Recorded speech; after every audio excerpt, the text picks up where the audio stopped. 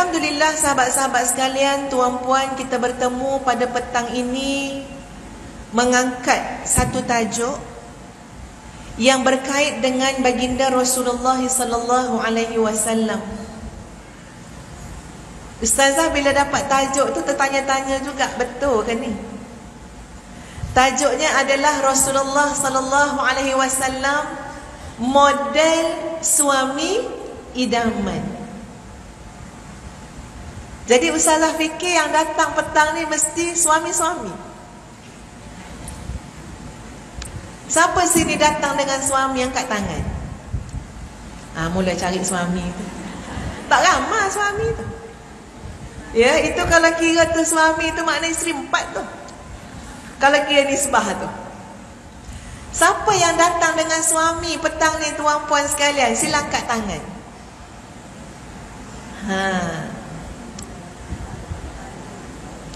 Oh, maknanya ada suami yang datang tidak dengan isteri. Siapa yang suami datang isteri tak bawa? Dia tak boleh dengar ustazah. Kalau dia dengar buah ni ustazah, siaplah kat rumah. Sahabat-sahabat sekalian, tolonglah panjangkan. Tolong panjangkan insya-Allah apa yang ustazah sampaikan ini kepada laki-laki dalam hidup kalian. Tolong. Boleh ke? Nak sampaikan kepada anak-anak laki-laki, puan-puan, ibu-ibu. Nak sampaikan kepada suami-suami yang kita kasihi. Nak sampaikan pada siapa? Cucu-cucu kita, hak lelaki tu. Nak sampaikan kepada mereka bagaimana Rasulullah sallallahu alaihi wasallam adalah contoh model suami idaman. Masya-Allah, tabarakallah.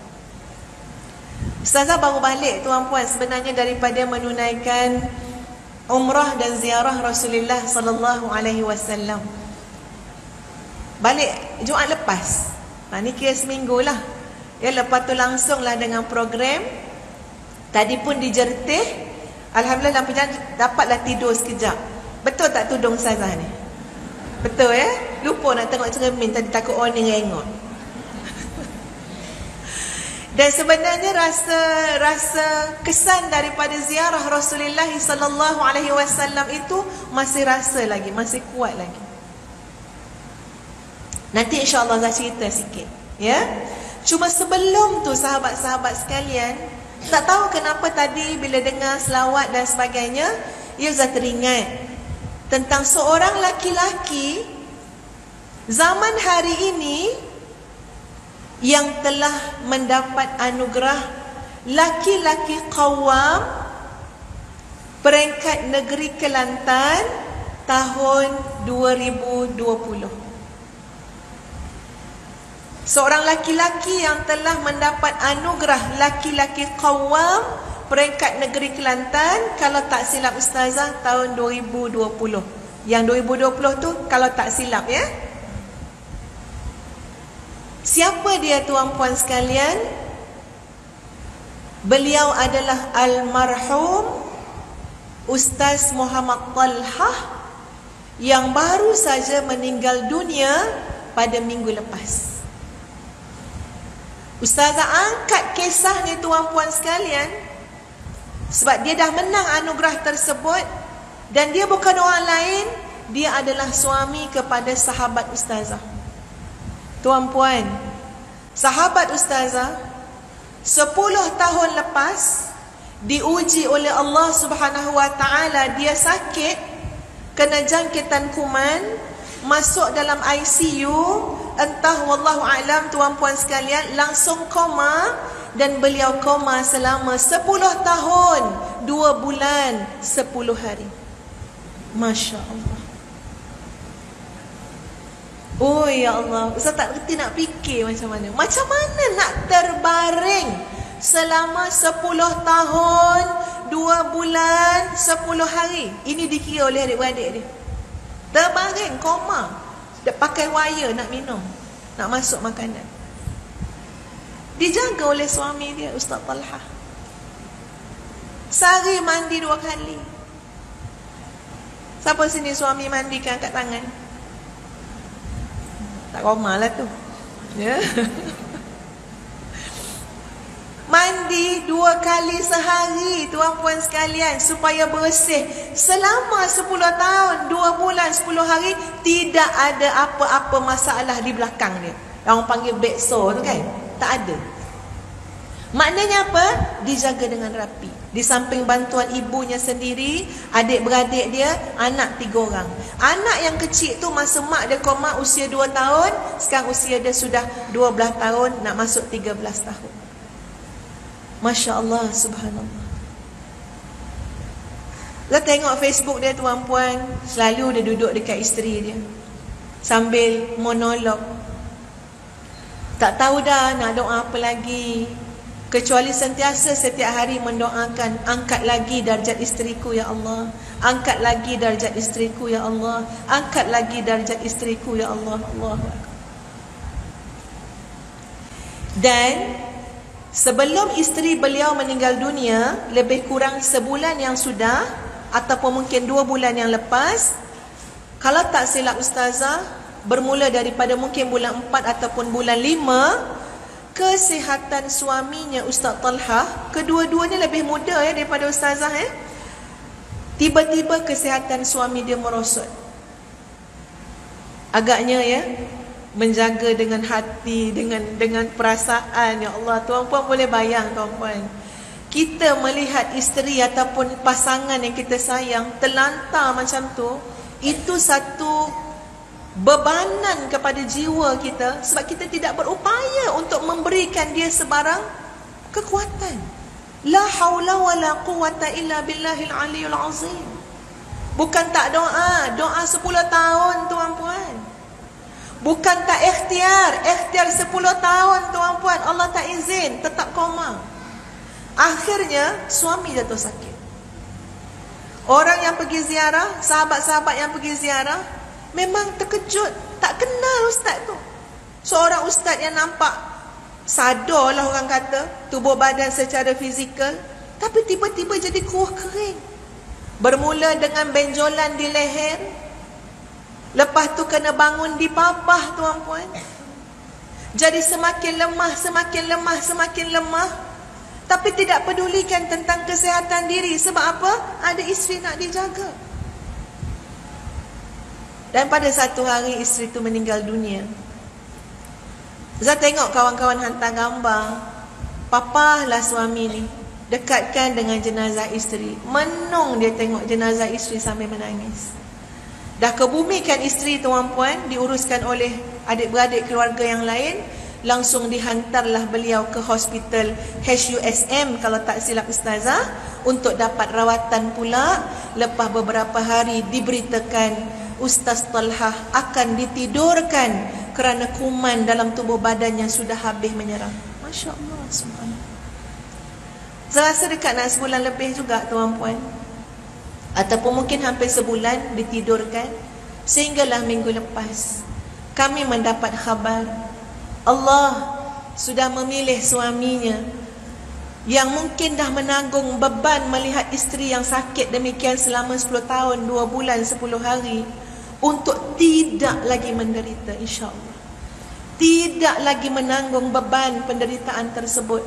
Lalu Allah ambil suaminya sekali kembali ke rahmatillah.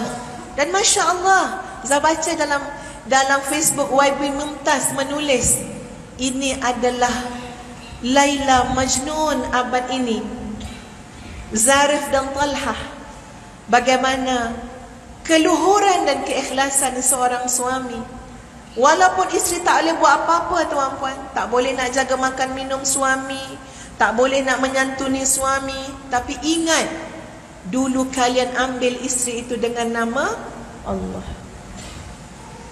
Ingat, masa wali dia, masa ayah dia serahkan anak perempuan kepada suami, apakah kalian rasa ayah tu tak rasa berdebar-debar nak memberikan anak perempuan yang telah dijaga daripada lahir, daripada merah?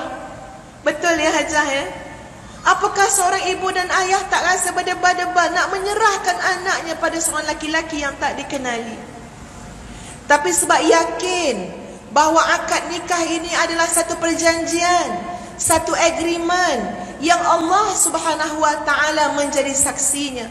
Kerana ini adalah syariat Allah Subhanahu wa taala, maka diserahkan seorang isteri kepada seorang laki-laki yang bergelar suami untuk dijaga, untuk dilindungi. Kena Ustaz Bernasyid ni ada lagu dia tu. Ya, untuk dia apa? Untuk disantuni sahabat-sahabat sekalian. Masya Allah, tabarakallah. Ustazah memang menjiwai kisah sahabat Ustazah Zarif. Dekat tak dekat tu tuan-puan, masa Ustazah belajar kat Jordan, adik tu rumah di depan rumah Ustazah, seberang jalan. Seorang adik yang sangat manja. Ustazah kakak pada dia, senior, manja Zarif ni. Allahu Akbar. Ustazah terkejut dapat berita dia dah lama koma. Berita koma tu lambat sampai kepada Ustazah, ya. Ustazah bercadang balik umrah nak ziarah Ustaz Talha. Ustaz Talha dah meninggal dunia masa Ustazah dekat sana. Al-Fatihah untuk kedua-duanya tuan-puan. Setidak-tidaknya pasangan suami isteri ini menunjukkan kepada kita masih ada insan yang terlalu mulia hati dia. Sabar, dipilih oleh Allah Subhanahu wa taala untuk ujian musibah yang berat. Dan Allah telah pun menyelamatkan kedua-dua mereka, ya, dengan kematian husnul khatimah, insya-Allah. Itu tanggapan kita, insya-Allah. Al-Fatihah. Auzubillahi minasyaitanir rajim.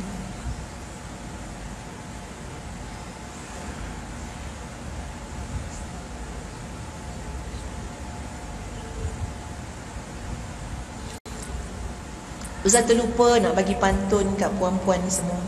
Selagi pergi mana-mana mesti bawa pantun 2 rangkap. Nak dengar pantun ke tak? Okey. Nanti mesti ada yang jawab, ya. Ustaz akan pilih nanti siapa yang akan jawab. Biasanya saya pilih yang duduk belakang-belakang, yang duduk atas kerusi first class.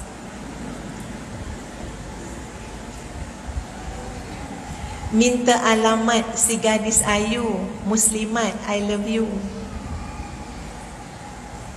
Gadis ayu makan buah, I love you, muah muah muah. Untuk muslimat, ya, untuk muslimat. Muslimin dan muslimat yang dikasihi sekalian, mari kita lihat sepotong ayat suci Al-Quranul Karim dalam surah Al-Ahzab ayat 21, muka surat 420 kalau kita rujuk dalam mushaf. Sebab bila kita bercakap tentang model, ya, model, puan-puan jangan pula bila dengar Ustaz cerita pasal model suami idaman, hati tu cepat rasa panas. Nak dengar ni Ustaz cakap apa ni? Nak ambil ni poin ni, siap lepas ni peluru ada dah ni. Jangan niat macam tu.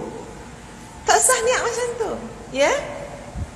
Kita bila dengar ni tuan-puan sekalian, sebab yang dengar ni muslimat juga dan muslimin, apa peranan muslimat bila mendengar tentang Nabi SAW sebagai model suami idaman? Pertama, memupuk lebih-lebih lagi cinta kepada Rasulullah sallallahu alaihi wasallam. Itu nombor 1. Bertambah sayang, bertambah cinta. Ya Rasulullah, baiknya baginda Nabi SAW. Bertambah sayang. Itu nombor 1. Yang kedua, apabila puan-puan, tuan-tuan mendengar tentang Nabi SAW sebagai model suami idaman, tuan-puan jangan lupa untuk berdoa dan berdoa, mengambil barakah berada dalam rumah Allah dan majlis ilmu, supaya suami puan-puan, anak laki-laki puan-puan, tuan-tuan, semuanya insya-Allah dapat meniru, mengikut, mutaba'ah Rasulullah sallallahu alaihi wasallam. Itu niat kita. Ya Allah, jadikanlah suami aku dapat mutaba'ah, contohi Rasulullah sallallahu alaihi wasallam. Jadilah anak laki-lakiku dapat contohi Rasulullah sallallahu alaihi wasallam. Bukan bermakna nak cari gaduh, tapi kita nak doakan, nak bantu, nak tolong. Dan sahabat-sahabat muslimin muslimat sekalian, orang yang boleh mencontohi Nabi sallallahu alaihi wasallam dalam setiap aspek kehidupan ini telah dinyatakan cirinya oleh Allah Subhanahu wa taala dalam surah Al-Ahzab ayat 21. Ada 3 ciri tuan-puan sekalian. Sebab tu kadang-kadang kalau ada orang tahu ke, orang dengar ke, bahkan ada orang dia kaji tuan-puan, dia kaji, tapi tengok perangai dia tak berubah apa pun.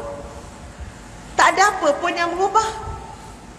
Bahkan ada orang tu dia sangat tahu apa yang dilakukan oleh Nabi SAW, tapi jauh sangat beza peribadi dia dengan yang sepatutnya dia contohi Nabi SAW. Jadi mari sama-sama kita membaca surah Al-Ahzab ayat yang ke-21 insya-Allah.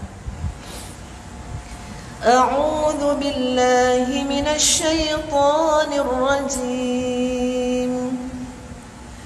Laqad kana lakum fi Rasulillahi uswatun hasanah liman kana yarjullaha wal yawmal akhir wa dzakarallaha katsiran.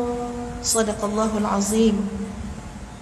Maksudnya, sesungguhnya telah ada pada diri Rasulullah sallallahu alaihi wasallam itu suri teladan yang baik bagimu, yaitu bagi orang-orang yang mengharap rahmat Allah dan kedatangan hari kiamat, dan dia banyak menyebut nama Allah. Ni Ustaz angkat jari ni 3.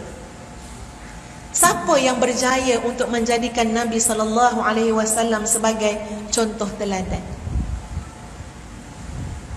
Jawabnya sahabat-sahabat sekalian, yang pertama adalah orang yang memang hidup dia nak cari rahmat Allah. Memang nak cari rahmat Allah.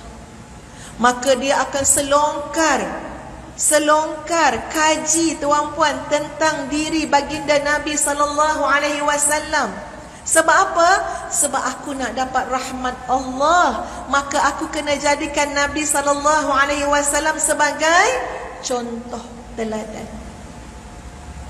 Pertama, yang nakkan rahmat Allah, wal yawmal akhir, dan orang yang mempersiapkan dirinya untuk hari kemudian. Masya Allah. Mutaba'ah Rasulullah SAW adalah bekalan, antara bekalan yang terbaik sahabat-sahabat sekalian untuk hari kemudian kita. Dan yang ketiga, wa dzakarallaha katsira, dan orang yang banyak sangat ingat kepada Allah. Ada 3 ciri ni, insya-Allah inilah golongan yang benar-benar boleh menjadikan Nabi SAW sebagai contoh teladan.